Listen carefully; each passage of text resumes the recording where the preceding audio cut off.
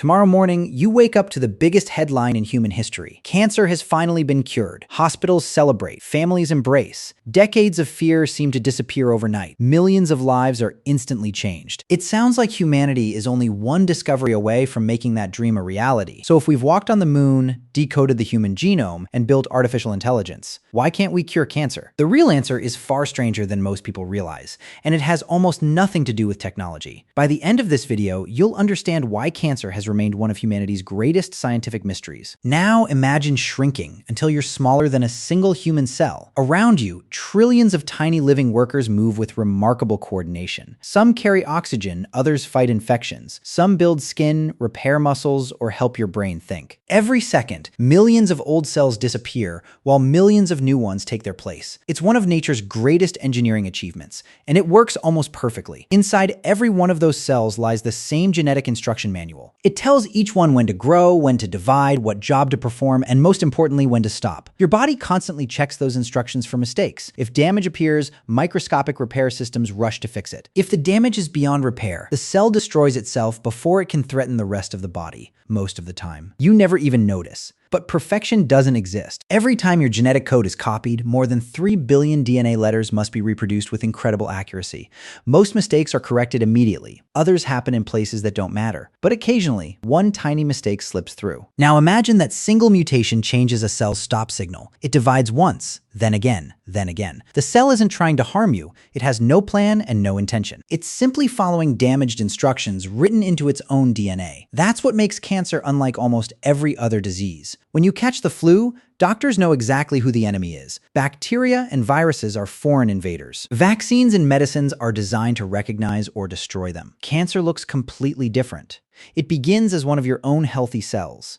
It still resembles the surrounding tissue. It uses your blood vessels for nutrients and hides among healthy cells so effectively that your immune system often struggles to recognize anything as wrong. Only then does the terrible truth become clear. Cancer isn't an outsider, it's you. Imagine searching through thousands of apples where only one is rotten, and it looks almost identical to every fresh one around it. That's the challenge doctors face every single day. Destroy too few cancer cells, and the disease keeps growing. Destroy too many healthy ones, and the treatment itself can become dangerous. That impossible balance has challenged scientists for generations. The real enemy isn't invading from the outside. It's a tiny mistake hidden inside your own genetic instructions. And that leads to an even bigger surprise. We often talk about cancer as though it's a single disease. In reality, we're fighting hundreds of completely different diseases. We're not fighting one disease, we're fighting hundreds. That's one of the biggest misunderstandings about cancer. When someone says they have cancer, it sounds like a single illness with a single cause, and hopefully a single cure. But that's a bit like saying someone has an infection without explaining whether it's caused by a virus, a bacterium, or a fungus. The word is only the beginning. Researchers have identified well over 100 major forms of cancer, and each behaves in its own way. Breast cancer isn't the same as lung cancer. Brain cancer grows differently from skin cancer. Blood cancers spread in ways completely unlike tumors found in solid organs. Even two people diagnosed with the same type of cancer may respond very differently to identical treatments. Why?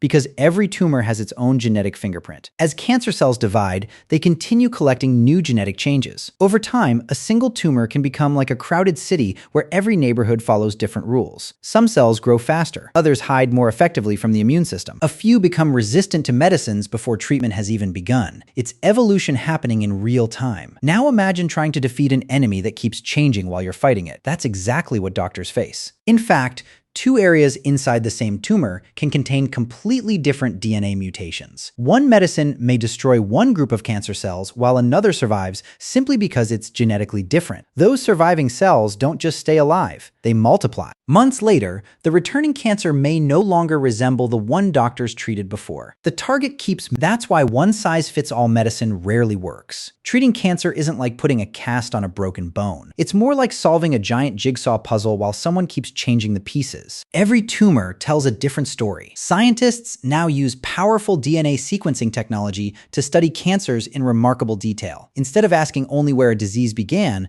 researchers also ask which specific mutations are driving its growth. That information allows doctors to choose treatments designed for each patient's unique disease rather than relying on the same approach for everyone. This approach is called precision medicine. It's transforming modern cancer care. But even precision medicine faces an even bigger obstacle. Cancer doesn't simply exist. exist. It adapts. Every successful treatment creates new pressure on surviving cells. Those carrying mutations that help them resist therapy continue growing while weaker cells disappear. It's natural selection unfolding inside the human body. Every victory changes the battlefield. And once you understand that, you realize doctors aren't just fighting cancer, they're fighting evolution itself. When most people hear the word evolution, they imagine dinosaurs, ancient humans, or animals slowly changing over millions of years. Cancer follows completely different rules. It can evolve in a matter of weeks, sometimes even faster. Every time a cancer cell divides, another opportunity for a new mutation appears. Most of those genetic changes accomplish nothing. Some even weaken the cell, but every so often, one mutation provides a tiny advantage. It might grow faster, hide more effectively from the immune system, or survive a treatment that destroys neighboring cells. One survivor can change everything. Imagine pulling weeds from a garden. At first, nearly every weed dies, but one survives because its roots reach just a little deeper. Months later, the garden is full again. Only now, the weeds are much harder to remove. Cancer behaves in much the same way. When chemotherapy or targeted drugs destroy millions of abnormal cells, the treatment may appear incredibly successful. Tumors shrink, symptoms improve, families celebrate. But if even a handful of resistant cells survive, the battle has only begun. Those survivors become the founders of the next generation. They continue dividing. New mutations appear, some become even more difficult to eliminate. This is natural selection unfolding inside the human body. Within a tumor, different groups of cells compete for survival. The fastest growing, most treatment-resistant populations often outlast the rest. It's evolution happening at breathtaking speed. That's why cancer sometimes returns months or even years later. It isn't always the exact same disease coming back. It's the descendants of the few cells that survived the first battle. Scientists now compare certain cancers to rapidly changing ecosystems rather than single diseases. Different groups of cells cooperate, compete, and adapt as their environment changes. A treatment that works today may become less effective tomorrow because the disease itself has evolved. One treatment isn't enough. That's why doctors often combine several approaches. Surgery removes the main tumor. Radiation destroys abnormal cells in one area. Chemotherapy travels throughout the body, while targeted therapies attack specific mutations. By striking from multiple directions, doctors reduce the chances that resistant cells survive. Think of it as closing every escape route instead of guarding only one door. Even then, success isn't guaranteed because cancer isn't following a script. It's writing a new one every single day. That sounds frightening, but there's reason for hope. Scientists have learned more about cancer in the last few decades than during the previous century combined. Every breakthrough reveals another weakness, another target, and another opportunity to slow this evolutionary race. And right now, a quiet revolution is beginning. One that may teach the human body to fight back in ways we never thought possible. For decades, doctors fought cancer by destroying parts of the body. Today, they're teaching the body to fight back. For generations, cancer treatment relied on three main strategies: cut it out, burn it, or poison it. The words sound harsh, but surgery, radiation, and chemotherapy have saved millions of lives. Surgeons remove tumors whenever possible. Radiation damages abnormal cells so they can no longer grow. Chemotherapy travels through the bloodstream, attacking rapidly dividing cells throughout the body. These approaches are powerful, but they're far from perfect. Cancer cells are still your own cells. That means healthy tissues can be caught in the crossfire. Hair follicles, the lining of the stomach, and blood-forming cells all divide rapidly as well. That's why many patients experience hair loss, nausea, fatigue, or weakened immune systems during therapy. Scientists knew there had to be a better way. What if they could target only the disease and leave healthy tissue alone? That question transformed cancer research. Researchers discovered that many tumors depend on very specific genetic mutations to survive. By designing medicines that block those mutations, doctors can often slow or stop the disease while causing far less damage to healthy cells. These medicines are known as targeted therapies. For many families, they have transformed diseases that once seemed almost impossible to treat. Then came another discovery that sounded almost like science fiction. What if your greatest weapon against cancer was already inside your body? Normally, immune cells constantly patrol your body, searching for infections and abnormal cells. But many tumors develop ways to hide, convincing the immune system that everything is normal. Immunotherapy changes that. Some medicines remove the invisibility cloak cancer uses, allowing immune cells to recognize and destroy the tumor. Others strengthen the immune response, helping the body fight back far more effectively. For some patients, the results have been remarkable. Diseases that once spread relentlessly have shrunk dramatically, with some people remaining cancer-free for years.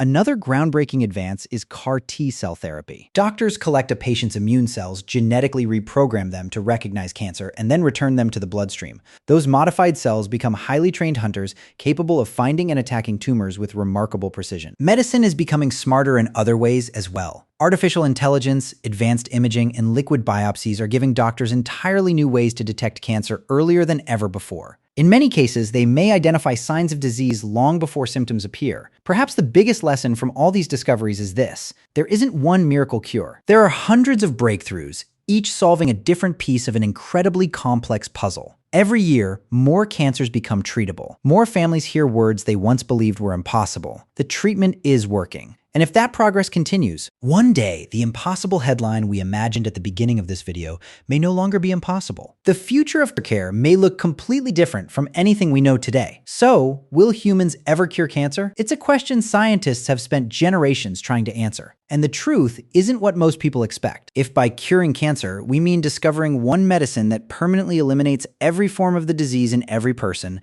the answer is probably no. Not because scientists have failed, but because we're not fighting one disease, we're fighting hundreds. Each is driven by different mutations, different cells, and different biological pathways. Expecting a single cure for every cancer is like expecting one key to unlock every door on Earth. Biology rarely works that way. But if curing cancer means preventing more cases, detecting them earlier, treating them more precisely, and helping people live longer, healthier lives after diagnosis, then that future is already beginning. Think about how far medicine has come. Years ago, many tumors remained invisible until they caused serious symptoms. By then, treatment options were often limited. Today, doctors can detect some cancers years earlier, when they're far easier to remove or control. And that's only the beginning. Researchers are developing blood tests that search for tiny fragments of tumor DNA long before scans reveal anything unusual. Imagine identifying a cancer when it consists of only a few thousand cells instead of billions. That could completely change the outcome. Each new breakthrough attacks the problem from a different direction. Scientists are creating personalized cancer vaccines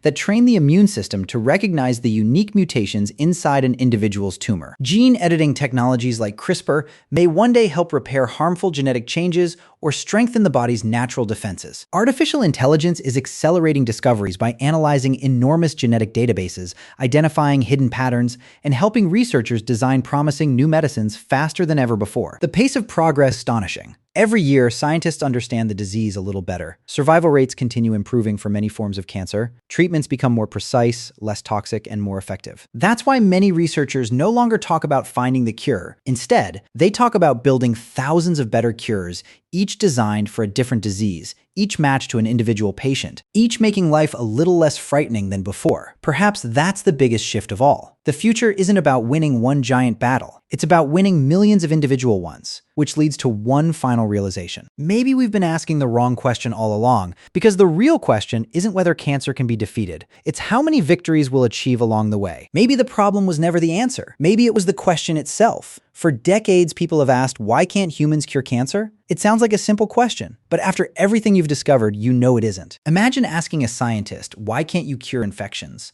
The question doesn't really work, because infections can be caused by thousands of different viruses, bacteria, fungi, and parasites. Each one requires its own strategy. Cancer is surprisingly similar. The word cancer describes hundreds of diseases that begin in different organs, involve different mutations, and evolve in different ways. Some grow slowly over many years. Others spread with frightening speed. Some respond well to treatment, while others remain incredibly difficult to control. They're united by one important fact. They all begin with our own cells. That changes everything. Unlike a virus or bacterium, cancer isn't an invader that doctors can simply destroy without consequences. Every treatment must carefully separate dangerous cells from healthy ones, while the disease itself continues adapting. It's one of the greatest balancing acts in modern medicine. Yet despite that complexity, this isn't a story of failure, it's a story of progress. Millions of people are alive today because of discoveries that didn't exist a generation ago. Diseases once considered almost untreatable can now be controlled for years. Some can even be cured completely when detected early enough. Those victories rarely become front-page headlines. They happen quietly, one patient at a time, one family at a time, one breakthrough at a time. That's how science usually changes the world, not through one miracle, but through thousands of discoveries that slowly transform what once seemed impossible. The next major breakthrough may come from artificial intelligence uncovering a hidden pattern inside billions of DNA sequences. It may come from a scientist developing a new immune therapy. It may come from a better screening method that finds disease before it has a chance to spread. Or it may come from an idea nobody has imagined yet. History is filled with problems people once believed could never be solved. Human curiosity changed that, and it's changing this story too. Every laboratory, every hospital, every clinical trial, every researcher, every volunteer. Each adds another piece to the puzzle. So perhaps the real question isn't, why can't humans cure cancer? Maybe it should be, how much closer are we than we were yesterday? Because the answer is genuinely encouraging, closer than ever before. And maybe one morning, that impossible headline we imagined at the beginning of this video won't be imaginary anymore. If you enjoyed exploring one of humanity's greatest scientific mysteries, subscribe, like this video, and share it with someone who's fascinated by science. Every week, we uncover the hidden science, history, and evolution behind the questions that shape our world. Thanks for watching, and until our next journey into the unknown, keep questioning the ordinary.